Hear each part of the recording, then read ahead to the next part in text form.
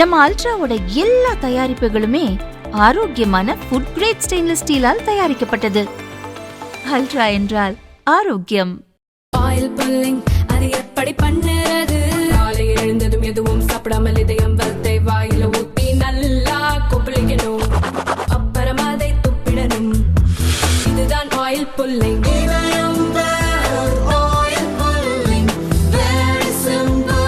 புதுச்சேரி தவளக்குப்பம் அடுத்த தானாம்பாளையம் தனியார் பள்ளியில் 1ஆம் வகுப்பு படிக்கும் சிறுமிக்கு பாலியல் தொல்லை கொடுத்ததாக கடந்த 14ஆம் தேதி ஆசிரியர் மணிகண்டனை பொதுமக்கள் கடுமையாக தாக்கி போலீசில் ஒப்படைத்தனர்.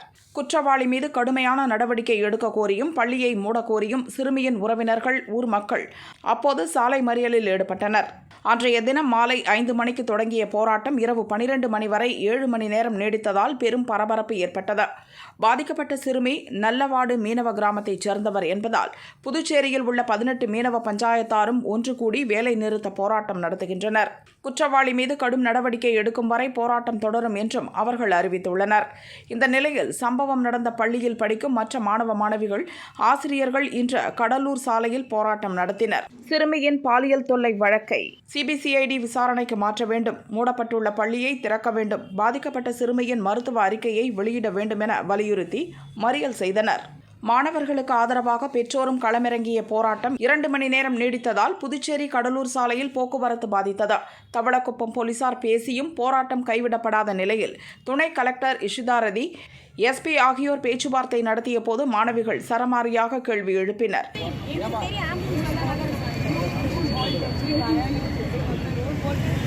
Justice, ma'am. They don't ma'am. And the police corruption would be taken to registration.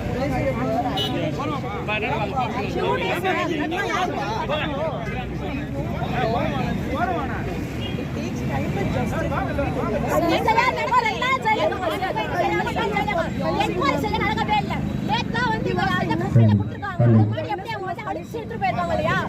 உரிய நடவடிக்கை எடுப்பதாக துணை கலெக்டர் உறுதியளித்ததை தொடர்ந்து 2 மணி நேர மறியல் போராட்டம் முடிவுக்கு வந்தது. எங்களுக்கு 2 கோரிக்கை. கேஸ் சிபிசிஐடிக்கு மாத்திரம் எதுவுமே நீங்க பிரைவேட்டா பண்ணக்கூடாது. பப்ளிக்கா எங்களுக்கு எந்த ரிப்போர்ட்டா இருந்தாலும் வரணும். செகண்ட், எங்க ஸ்கூல் இப்ப ஃபுல்லா போயிடுச்சு. ஒரு ஊர்காரங்க வந்து அடிச்சு உடச்சிருக்காங்க. அப்ப போலீஸ் என்ன பண்றாங்க புரியல.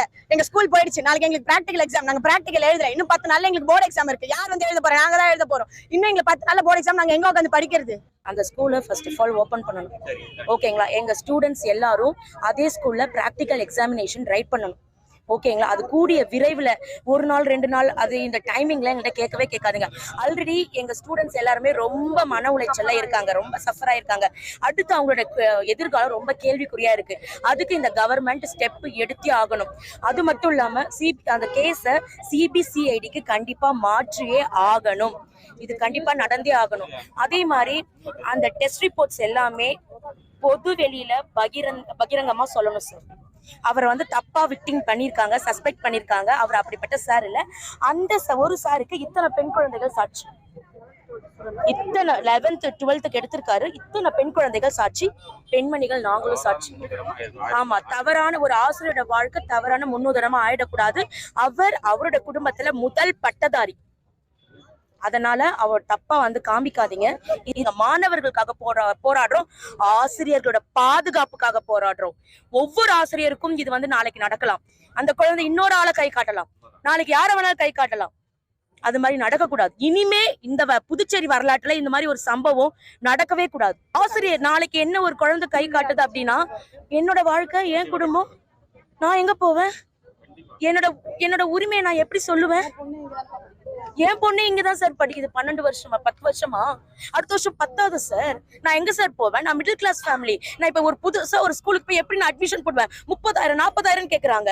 நான் எப்படி போட முடியும்? நான் என்ன பண்ண முடியும்? சாமானியர்கள் வாழ்க்கைக்கு என்ன கதிங்க? பதில் என்ன?